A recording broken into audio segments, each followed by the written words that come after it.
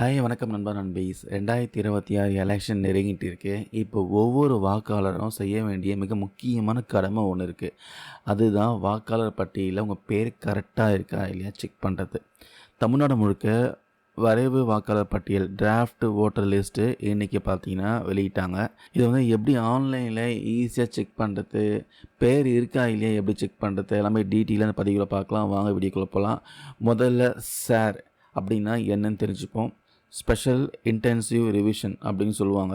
அதாவது வாக்காளர் பட்டியலை தீவிரமாக சரிபார்த்து இறந்து போனவங்க, இடம் மாறினவங்க எல்லா பேரையும் நீக்கிட்டு புதுசாக சேர்க்க வேண்டியவங்களை சேர்க்கும் பணி தான் இந்த பணி சொல்கிறாங்க.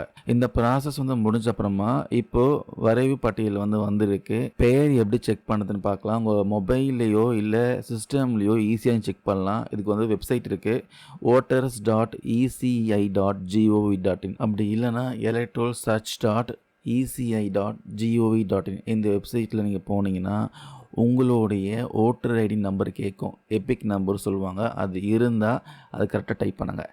இல்லைனா உங்கள் நேமு, ஏஜு, எந்த தொகுதியில் நீங்கள் இருக்கீங்க எல்லாமே நீங்கள் என்டர் பண்ணி அப்படியும் சர்ச் பண்ணலாம். சர்ச் கொடுத்தீங்கன்னா உங்களுடைய இன்ஃபர்மேஷன் உங்களுக்கு ஸ்க்ரீனில் காட்டும். கரெக்டாக உங்கள் நேம் உங்களுடைய இன்ஃபர்மேஷன் எல்லாமே வந்துருச்சுன்னா உங்களுடைய பெயர் லிஸ்ட்டில் இருக்குதுன்னு அர்த்தம். இல்லை தப்பாக இருக்குது, இல்லை நேமே இல்லைனா கவலைப்பட வேணாம். புதுசாக பார்த்தீங்கன்னா நேம் சேர்க்கணும்னா ஃபார்ம் 6 இருக்குது. அதை நீங்கள் ஃபில் பண்ணி சப்மிட் பண்ணால் போதும், உங்கள் நேம் சேர்த்துருவாங்க.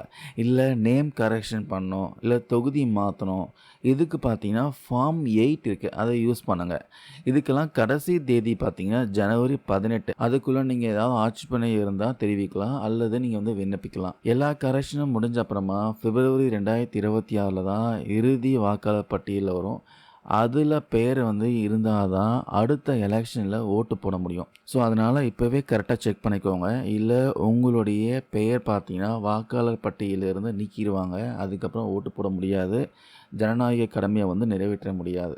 இது விஷயமா நான் கொடுத்த தகவல் யூஸ்ஃபுல்லாக இருக்கும்னு நினைக்கிறேன். ஏதாவது டவுட்னா கமெண்ட்ஸில் சொல்லுங்கள், கிளாரிஃபை பண்ணுறேன். தேங்க்யூ நண்பா நண்பீஸ்.